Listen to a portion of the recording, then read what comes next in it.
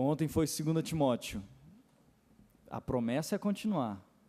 É isso mesmo? Porque depois eu anuncio coisa errada aqui. Bênção de Deus nas nossas vidas. Nós tivemos um bate-papo com o reverendo Ronaldo Lidório, agora ali a nossa juventude, os irmãos que estiveram participando, das 18h40 até as 19h47, 48, por aí. Uma bênção nas nossas vidas. Deus tem nos abençoado com a palavra ontem, e certamente continuará a nos abençoar hoje e no dia de amanhã. Vamos orar então pelo nosso pastor. A mensagem venha da parte do Senhor para as nossas vidas. Pai, te damos graças pela vida do teu filho, reverendo Ronaldo Lidório, que está conosco nesses dias, ó Pai. Cuida do teu filho, abençoe o coração dele, a sua família, ó Deus, que está distante, que o Senhor os guarde, os proteja ali, ó Deus, cuidando dos teus filhos em cada detalhe, Senhor. Agora usa o reverendo Ronaldo com poder e graça, que ele seja instrumento nas tuas mãos, ó Deus, que o Senhor continue a nos abençoar, como fez ontem, como já fez hoje no bate-papo mais cedo, certamente nos fará agora e no dia de amanhã, ó Deus, que ele seja instrumento vivo, usado por ti, bênção do Senhor nas nossas vidas, em nome de Jesus, amém. Meus irmãos, graça e paz em Cristo Jesus. Amém, meus irmãos? Ontem nós começamos a nossa jornada sobre chamado de Deus com base na segunda carta de Paulo a Timóteo. E nós olhamos juntos ontem para o capítulo 1. E hoje à noite nós iremos olhar juntos o capítulo 2. Então você pode abrir a sua Bíblia em 2 Timóteo, no capítulo 2, nós iremos ler alguns versículos da palavra de Deus. E dentre tantas outras coisas, nós fomos relembrados ontem sobre dois princípios, duas verdades bíblicas a respeito do chamado. A primeira verdade, preste bem atenção nisto, a primeira verdade é esta: todos os salvos em Cristo são chamados por Deus. Podemos falar juntos? Todos os salvos em Cristo são chamados por Deus. Mais uma vez, todos os salvos em Cristo são chamados por Deus. Se você é salvo no Senhor Jesus, você é chamado por Deus. Você é chamado por Deus para a palavra, que é a leitura da palavra, para a oração, para a santidade, para a adoração, para a comunhão, para as boas obras e para a pregação do Evangelho do Senhor Jesus. Então, se você é salvo, você é chamado por Deus. E Deus o chamou para tudo isso, para que você seja sal da terra e luz do mundo, na sua casa, na sua vizinhança, na sua escola, na sua universidade, no seu escritório, na sua família e até aos confins da terra. Esta é uma verdade, mas é parte da verdade sobre chamado. A outra parte da verdade é a seguinte: a primeira, vamos relembrar, todos os salvos em Cristo são chamados por Deus. Mas a segunda é esta: no meio de todos, Deus também chama alguns para ministérios específicos. Em Efésios capítulo 4, versículo 11, Paulo diz que Deus, o Senhor Jesus, na verdade chamou alguns para serem apóstolos, profetas, evangelistas, pastores, mestres. Ou seja, todos são chamados, mas também alguns são chamados. E nós estamos aqui nesta noite porque nós cremos em Deus, nós precisamos de Deus e nós temos um chamado em Deus: glorificar o seu nome em nossas vidas. Vamos ficar de pé uma vez mais e vamos ler a palavra do Senhor. 2 Timóteo, capítulo 2, a partir do versículo 11 até o versículo 15. Nós relembramos que Paulo estava aprisionado ao escrever esta carta. Estava encarcerado em Roma, não em uma prisão confortável ou menos lamuriosa como da primeira vez em que ele alugara uma casa, uma chamada prisão domiciliar, mas dessa vez Paulo estava preso e preso para morrer. E ele diz 3 vezes nessa carta que ele está certo da sua morte. E ele está preso em um cubículo úmido e escuro, isolado. ele havia sido abandonado pela maioria dos seus amigos e dos seus irmãos. Apenas um o encontrou, e ele escreve esta carta a Timóteo, seu filho na fé, que converteu-se ao Senhor Jesus com a sua família na cidade de Listra. Timóteo, a quem Paulo chamou para ser seu companheiro em viagens missionárias. Mas agora, Paulo escreve para Timóteo, ensinando a Timóteo a guardar a sua fé e a cumprir o seu chamado no Senhor Jesus. Capítulo 2, versículo 11. Esta palavra é digna de confiança. Se morremos com ele também, o que, irmãos? Viveremos. Se perseveramos, com ele também reinaremos. Se o negamos, ele também nos negará. Se somos infiéis, ele permanece fiel, pois não pode negar-se a si mesmo. Continue a lembrar essas coisas a todos, advertindo-os solenemente diante de Deus, para que não se envolvam em discussões acerca de palavras. Isso não traz proveito e serve apenas para perverter os ouvintes. Agora todos juntos, procure apresentar-se a Deus aprovado, como obreiro que não tem do que se envergonhar e que maneja bem, corretamente, a palavra da verdade. Procure apresentar-se a Deus como, meus irmãos, aprovado. Diga comigo, aprovado. Como obreiro que não tem do que se envergonhar e que maneja bem a palavra da verdade. Senhor Deus, nós estamos aqui nesta noite e oramos uma vez mais, porque nós precisamos do Senhor. E no meio de tantas certezas que nós temos, talvez esta seja mais clara, a nossa carência, dependência, necessidade do Senhor em nossas vidas. Nós precisamos do Senhor para ler, para compreender, para viver esta palavra. Nós precisamos do Senhor para sermos diferentes do mundo. Nós precisamos do Senhor para cumprir o teu chamado em nossas vidas. E na dependência do Senhor nós oramos. Ó Deus, o Senhor nos ajude, o Senhor nos abençoe em nome do Senhor Jesus, que o Senhor possa usar cada irmão e cada irmã, a minha vida e cada vida, para que nesta nossa caminhada possamos talvez chegar ao fim da vida sem grandes bens ou grandes títulos, mas chegarmos ao fim da vida com uma certeza, que nós glorificamos o teu nome. Essa é a nossa oração sincera, em nome do Senhor Jesus. Amém, ó Deus. Podem se assentar com suas Bíblias abertas.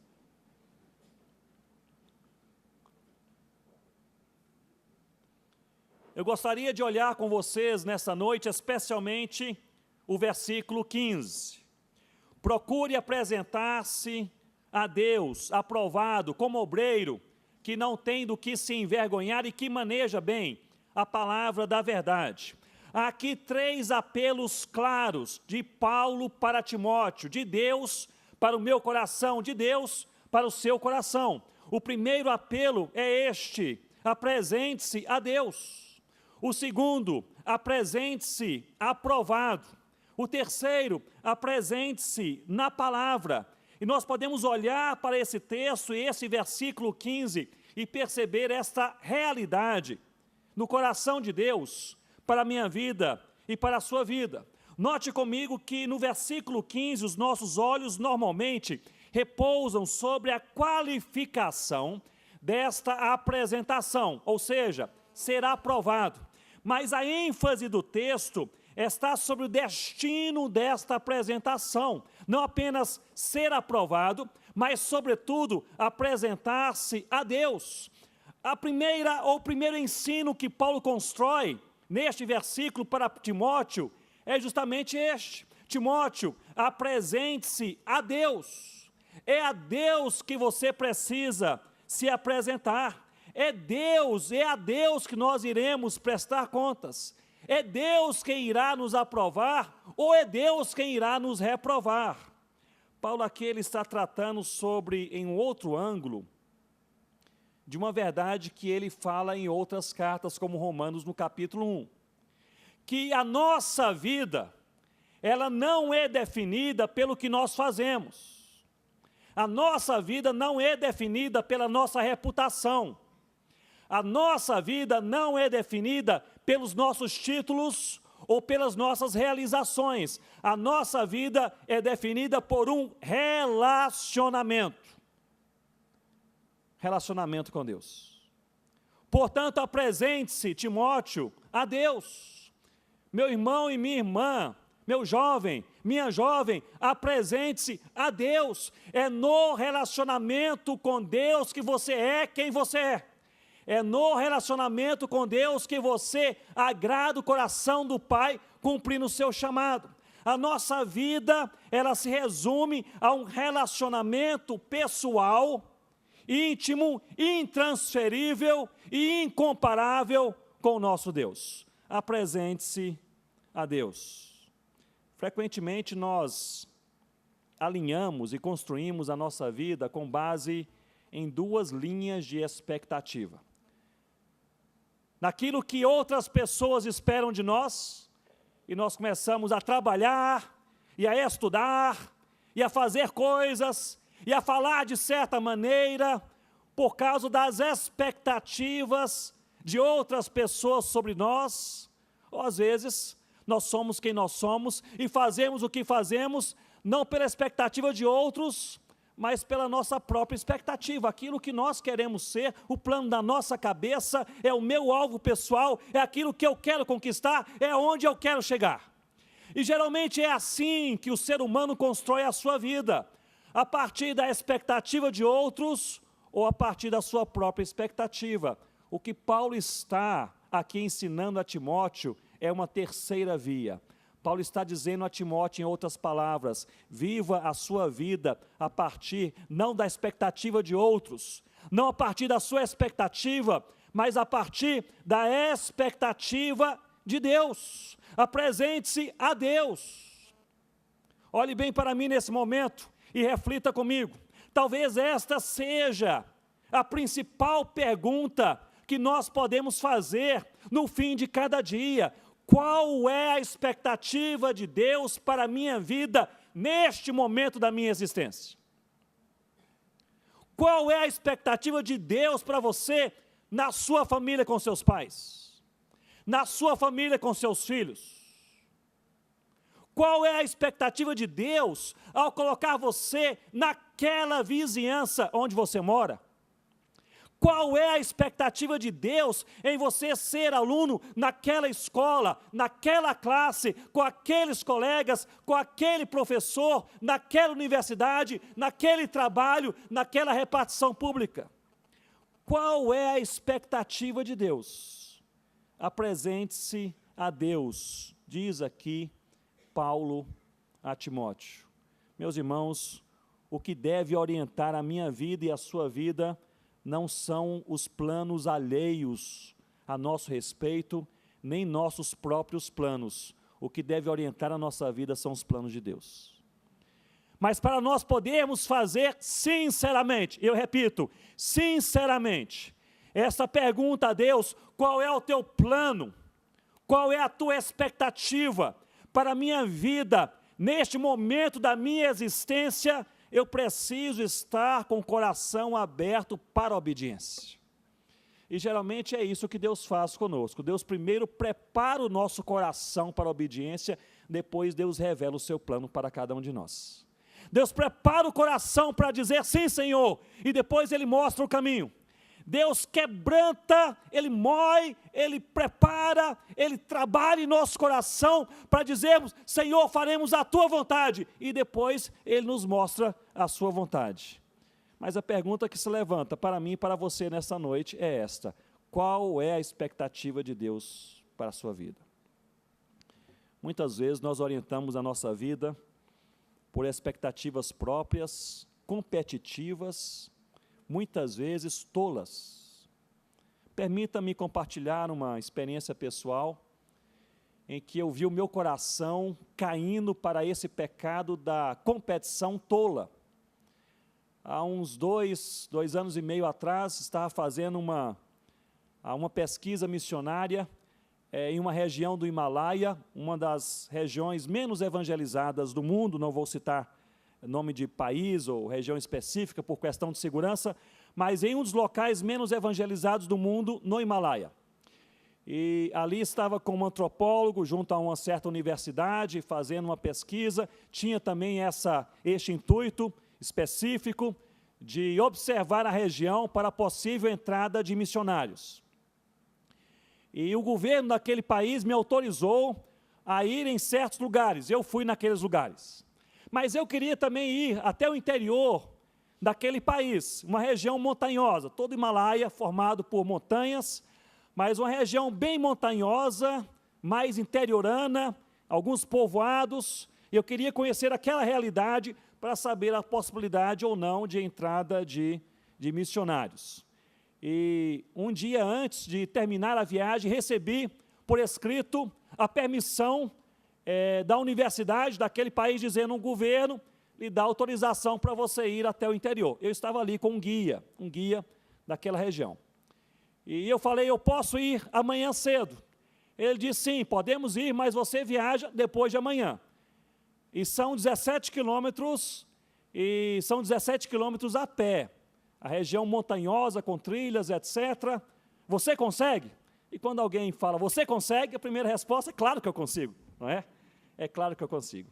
Mas eu não contava com a realidade de que nós estávamos a mais de 3.300 metros acima do nível do mar e subindo mais as montanhas e as trilhas ali pelas montanhas. E, meus irmãos, eu acostumado a fazer caminhadas missionárias, seriam 17 quilômetros. Depois do terceiro quilômetro, eu não aguentava mais.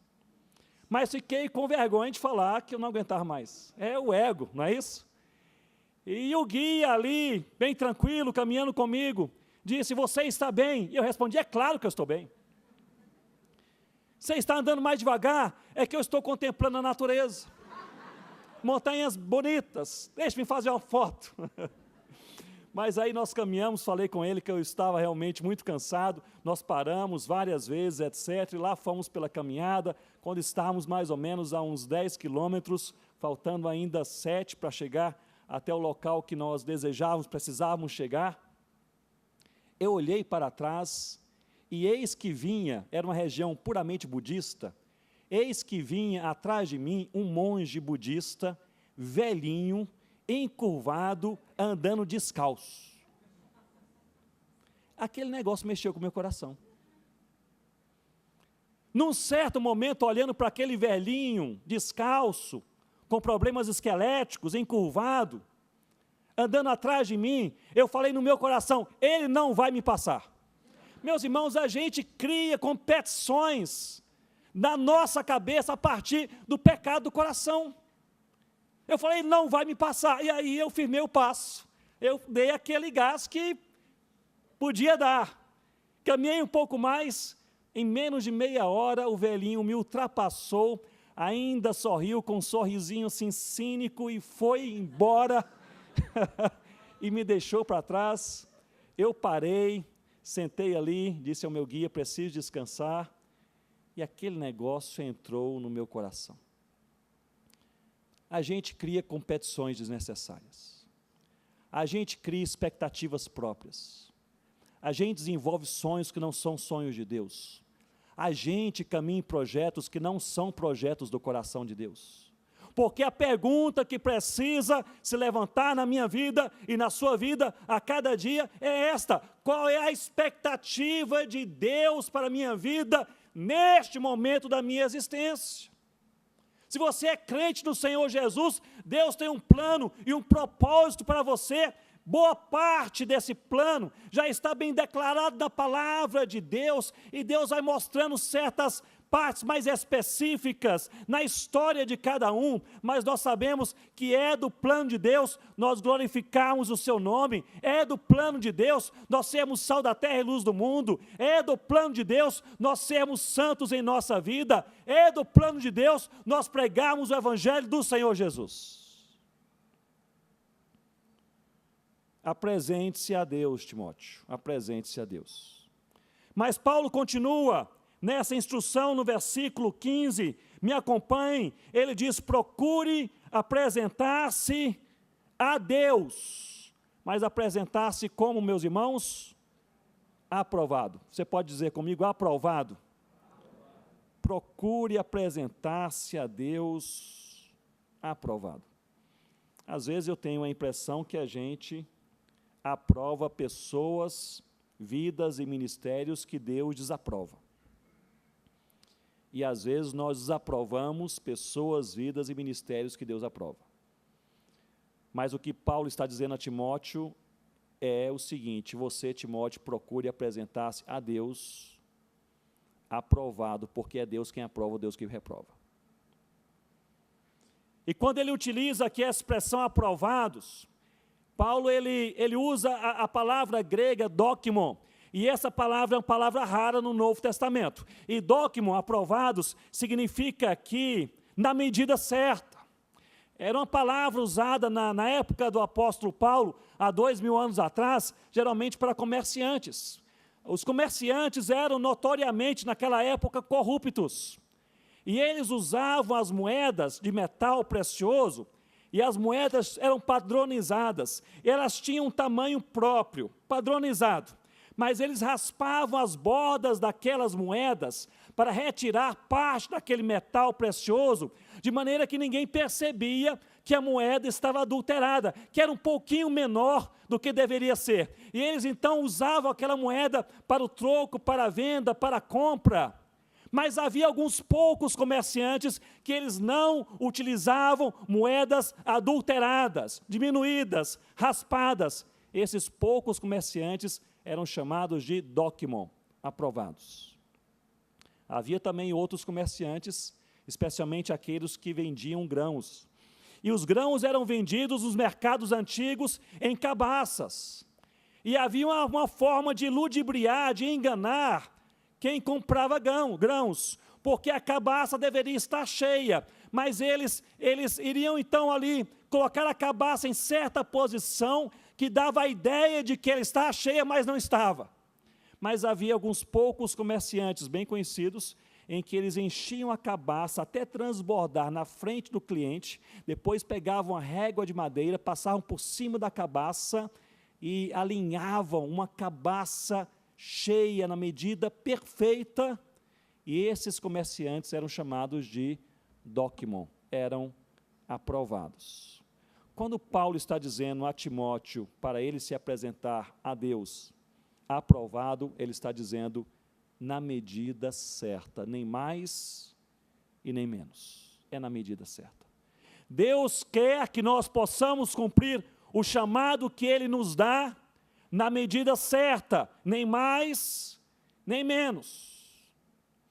E talvez estes sejam os dois grandes erros quando nós nos envolvemos no reino de Deus. O envolvimento a mais, fazermos aquilo que outros querem que façamos, mas não é a vontade de Deus.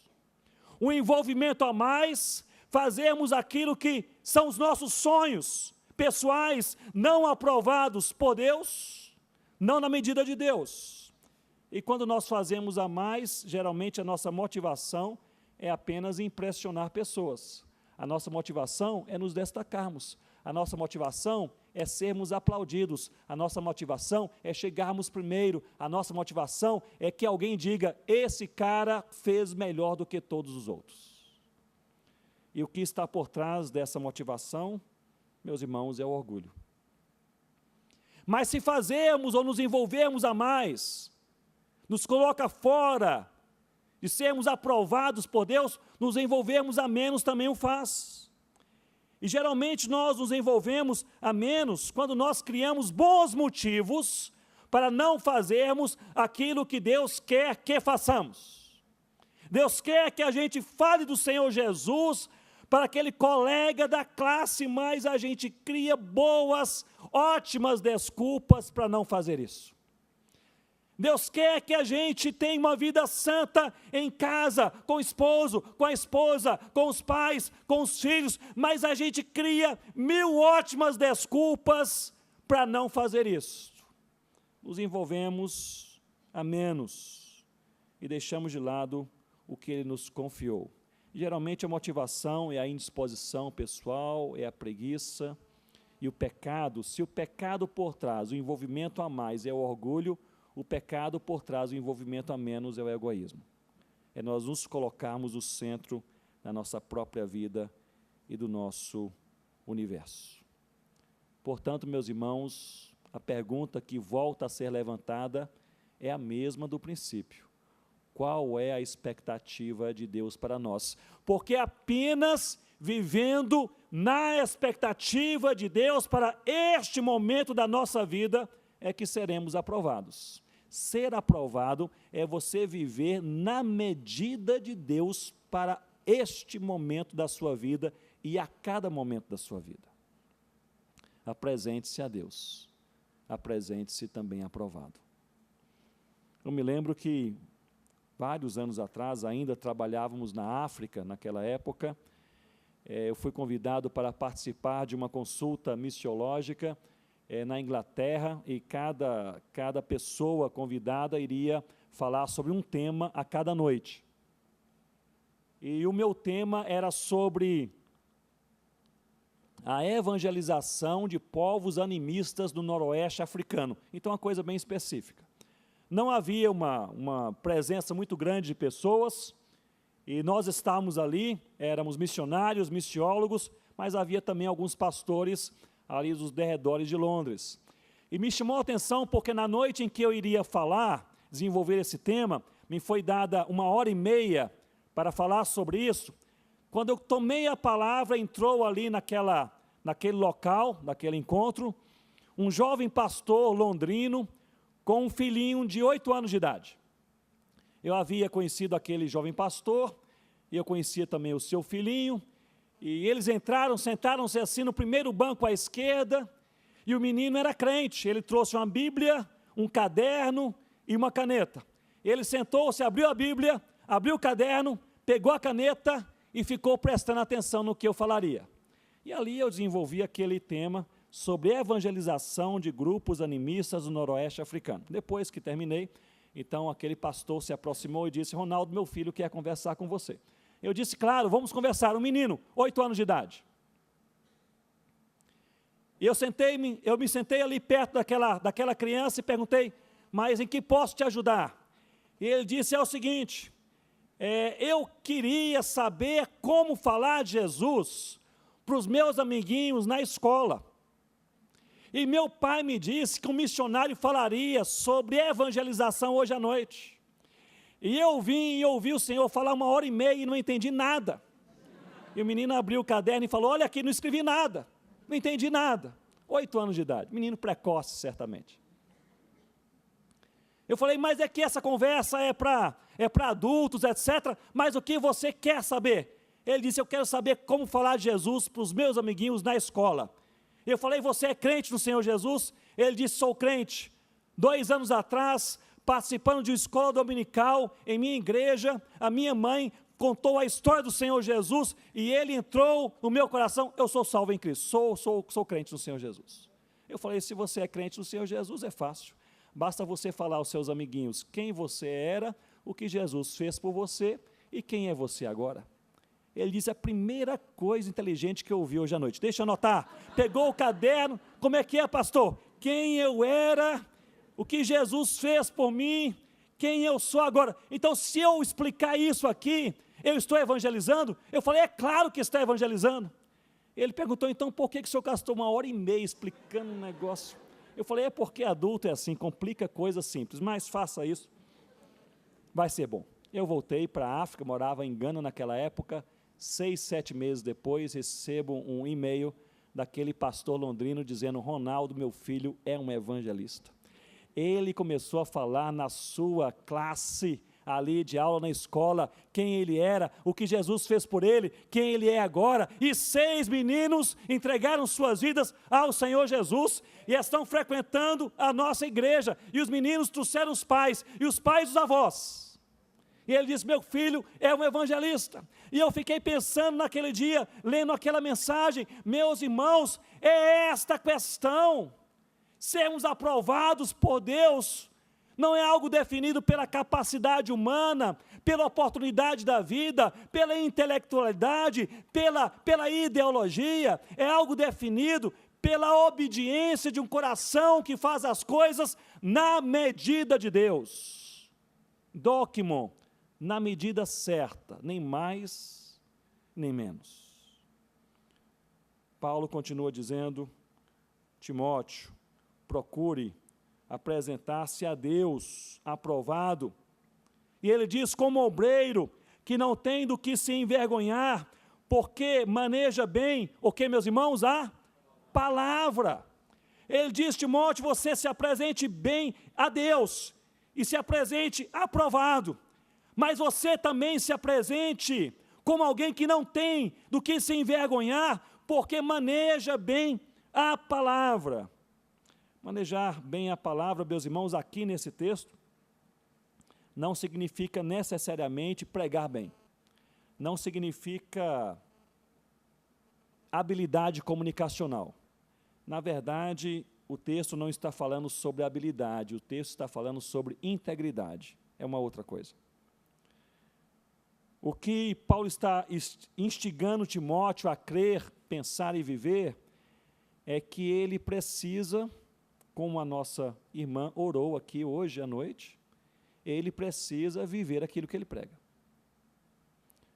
Manejar bem a palavra é aplicar a palavra na própria vida.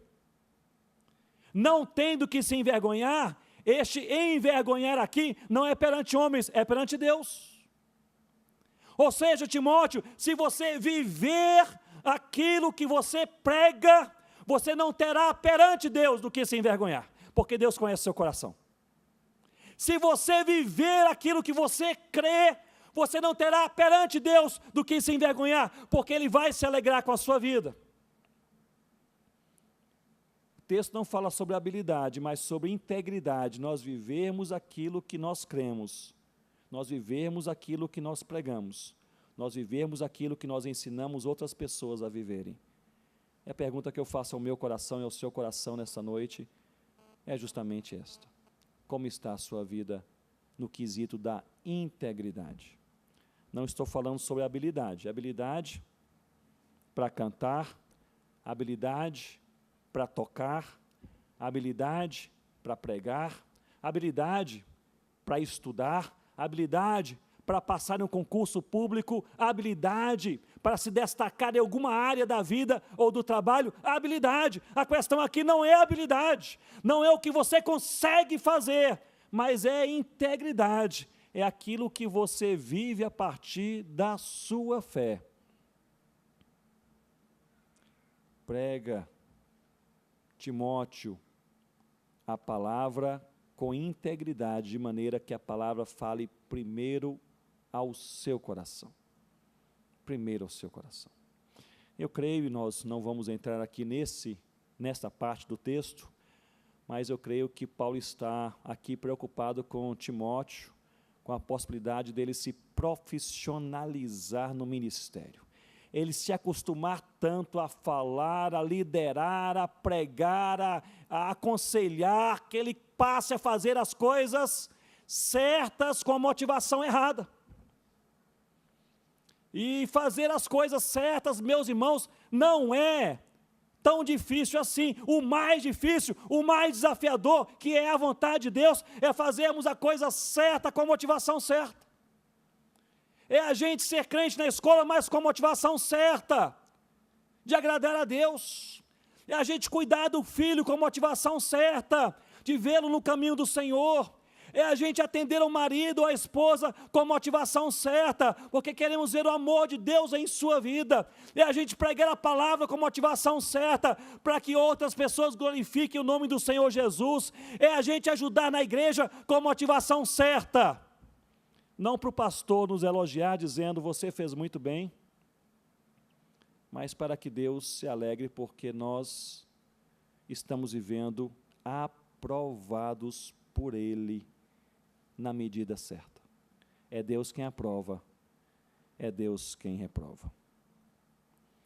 Eu gostaria de encerrar, trazendo à sua mente a história de um homem de Deus que viveu na Inglaterra, no século XIX.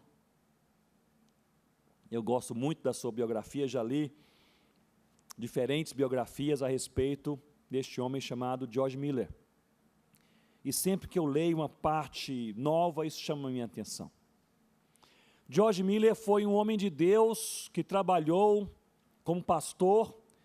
Ele pastoreou a mesma igreja por 40 anos.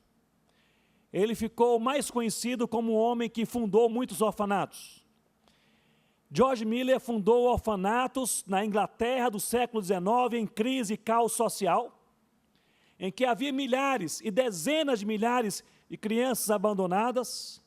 E ele fundou orfanatos e pelo seu ministério, mais de 10 mil pessoas passaram pelos seus orfanatos da infância até a juventude, mais de 10 mil pessoas. George Miller era um homem de fé e ele tomou uma decisão em sua vida no início do seu ministério. Ele disse: eu jamais pedirei dinheiro publicamente.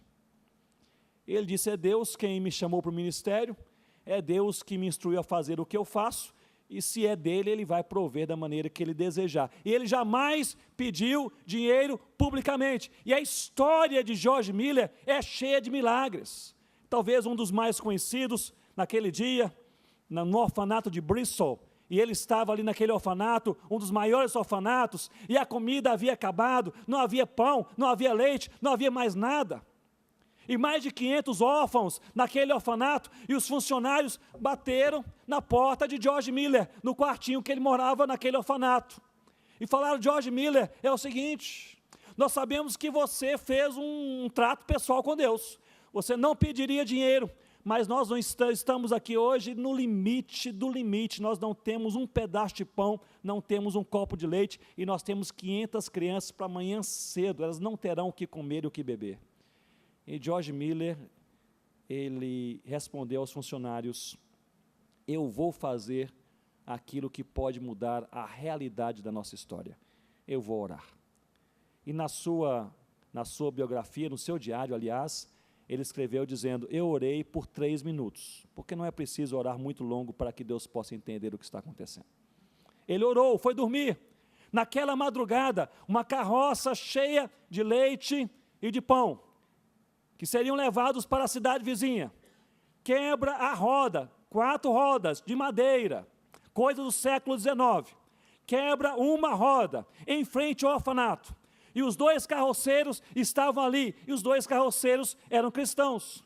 E eles falaram: bem, a roda quebrou, o negócio é o seguinte, vamos consertar. E eles tinham lá um metal e alguma coisa, e começaram a consertar, e conseguiram consertar, prepararam a carroça e os cavalos, e deram partida, e menos de 5 metros, uma outra roda quebrou. E eles falaram: é demais, deve ser alguma coisa de Deus. Onde nós estamos? Eles olharam em frente ao orfanato. E eles falaram: com 2 rodas quebradas não dá para seguir, o leite vai estragar, não temos para quem entregar o pão. Bateram no orfanato, 4h30 da manhã, dizendo o seguinte: tem uma carroça cheia de leite e pão, será que vocês poderiam fazer algum uso? E ali os funcionários correm, pegam o leite, o pão, e preparam a festa, e acordam George Miller, 5 horas da manhã, dizendo: George Miller, Deus respondeu a oração. E ele diz: isso não me surpreende. Voltou a dormir um pouco mais. George Miller fundou 112 escolas ao longo da sua vida. Sustentou mais de 10 mil órfãos. Pastoreou por 40 anos a mesma igreja, um homem de Deus. E ele chegou aos 70 anos de idade, coisa que era rara naquela época. Século XIX, poucas pessoas chegavam aos 70 anos de idade. Mas quando George Miller estava chegando aos 70 anos de idade, ele fez a ele mesmo essa pergunta: Senhor, e o que vem pela frente? E ele disse a Deus: o meu desejo é me aposentar. Mas o homem era tão santo, que até o plano de aposentadoria era santo. Ele queria se aposentar para ir para uma cidadezinha no interior da Inglaterra, e ele diz em seu diário: para passar o resto da minha vida em oração. Até a aposentadoria era diferente. E aí, um dia antes do seu aniversário de 70 anos, um amigo de George Miller chega à sua casa e diz: eu passei a semana orando por você, porque eu sei que você fará 70 anos de idade, e eu sei que você está pensando no que será o seu próximo passo, e vem uma coisa assim à minha mente, não sei se é de Deus, mas vou falar com você, se for de Deus, Deus vai confirmar. E George Miller pergunta: o que veio à sua mente para a minha vida nos próximos anos? E seria, porventura, eu ir para o interior da Inglaterra e passar o restante da minha vida numa casa, na beira de um lago, orando? E o amigo disse, não, justamente o contrário. O que me vem à mente assim é você passando de país em país, lugar em lugar, andando a cavalo, de navio, a pé, pregando o Evangelho de Deus em muitas partes do mundo. E George Miller, ele disse, é tudo o que eu não desejo, mas seja feita a sua vontade. Nas semanas seguintes, George Miller se convenceu por diversos motivos que a vontade de Deus era justamente aquela. Ele começara um novo ministério itinerante aos 70 anos de idade no século XIX. Meus irmãos, dos 70 até os 87 anos de idade, por 17 anos, George Miller, ele passou por 42 países e pregou o evangelho a mais de 3 milhões de pessoas. Dezenas de milhares se entregaram suas vidas ao Senhor Jesus, milhares de pessoas entregaram suas vidas para a obra missionária ou para o trabalho pastoral. George Miller volta já, mais idoso, para a Inglaterra, e ali finalmente consegue passar a viver numa casinha na beira do lago em oração, e ele é entrevistado, um jornalista cristão chega até a sua casa para uma entrevista, e a primeira pergunta que o jornalista faz a Miller é esta: qual é o seu segredo? Você fundou mais de 100 escolas, você sustentou mais de 10 mil órfãos, você visitou mais de 40 países, você pregou para mais de 3 milhões de pessoas, você jamais pediu dinheiro publicamente. Qual é o seu segredo?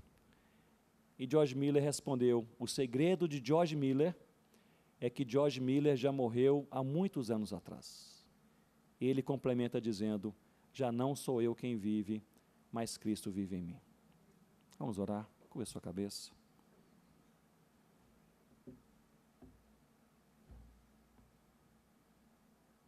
E se cair bem ao seu coração, faça também esta oração, para que o Senhor nos ajude a nós não vivermos para nós mesmos, vivemos para Cristo.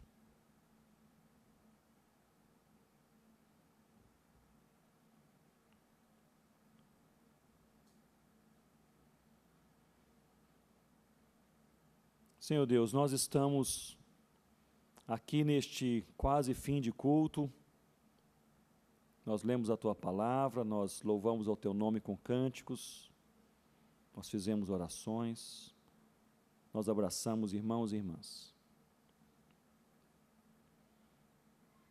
Há em nós uma aparente alegria, muitos sorrisos,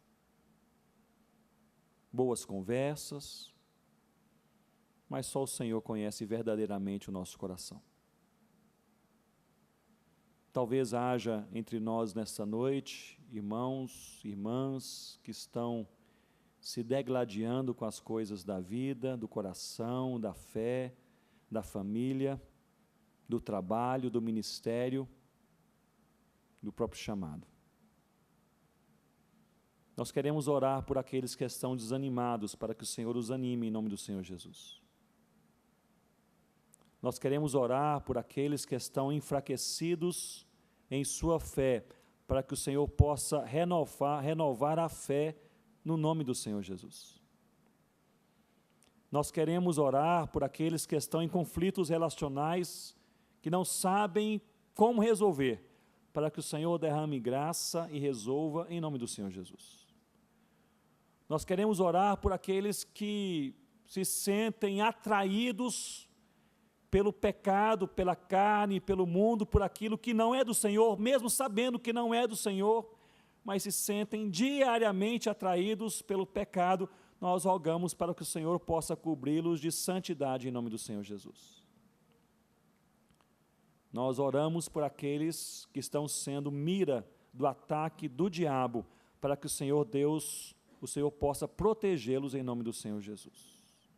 E nós queremos orar por cada um de nós, para que o Senhor nos ajude a cumprir o chamado que o Senhor nos deu, para que sejamos, cada um de nós, sejamos aprovados. na medida certa, na expectativa do Senhor para a nossa vida nesse momento da nossa existência.